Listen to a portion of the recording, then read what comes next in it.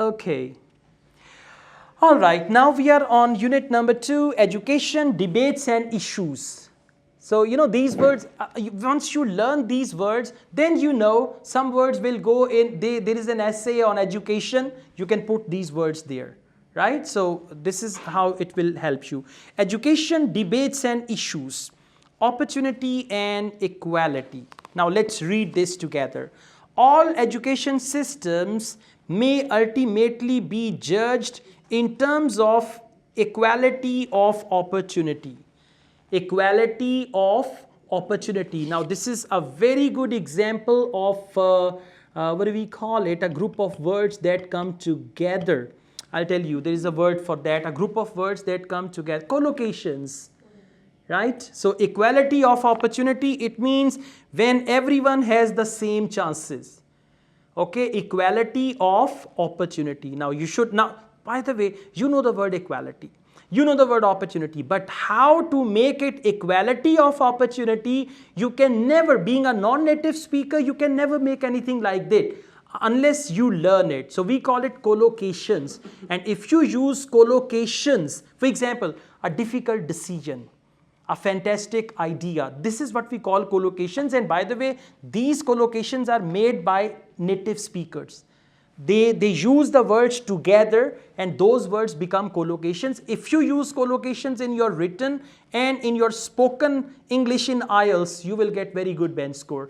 There is the marking criteria or band descriptor. There they have mentioned the word collocation. Yes.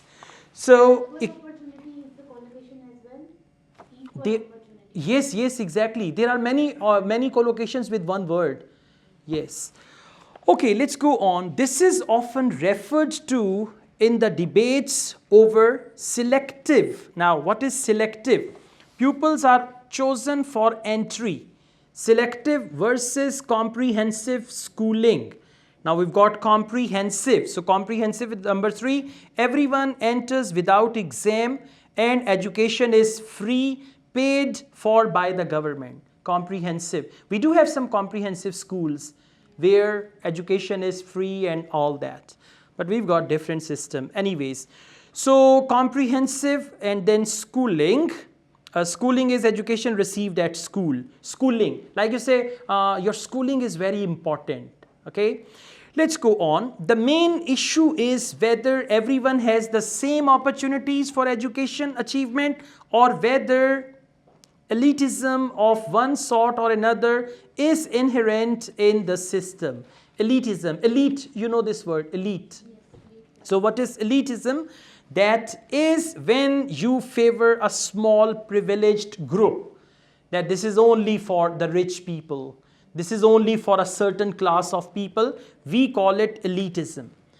Okay, so you know the word elite, you use it, but now you learned a new word, elitism.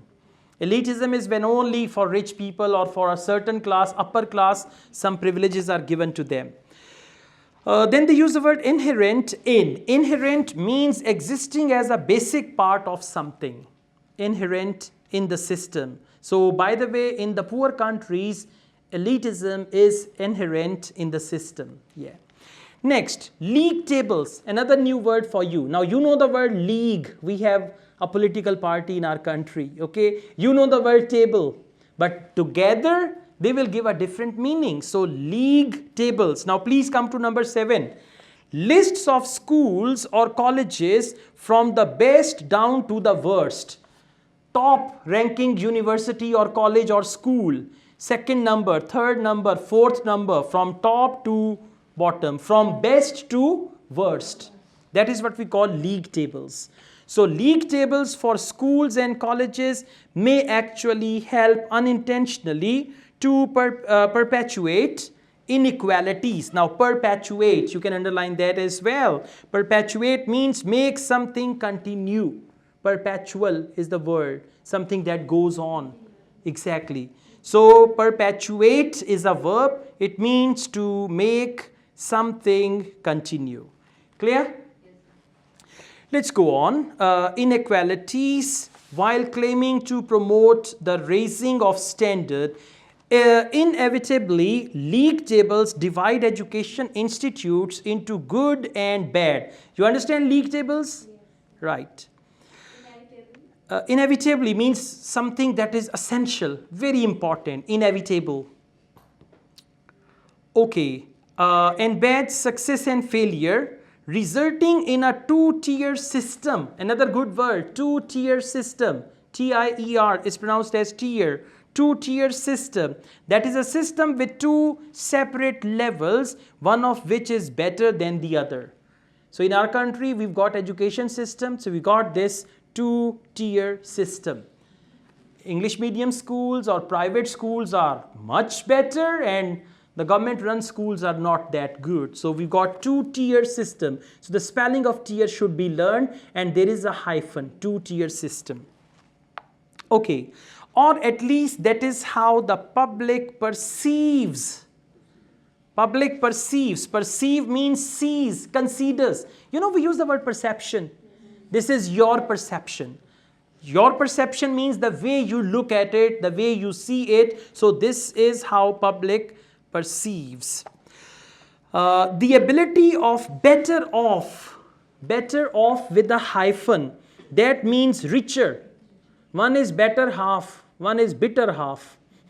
Better half is sometimes bitter half. One of my colleagues, he wanted to save his wife's name in his mobile. He asked me the spelling of better, and I said B-I-T-T-E-R. So whenever his wife calls, bitter half. Okay, very bitter. So better off means rich or richer, better off.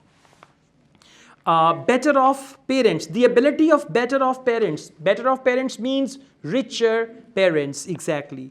And well endowed, this is very good word, endow, endowment and all that. Well endowed. Well endowed means receiving a lot of money in grants.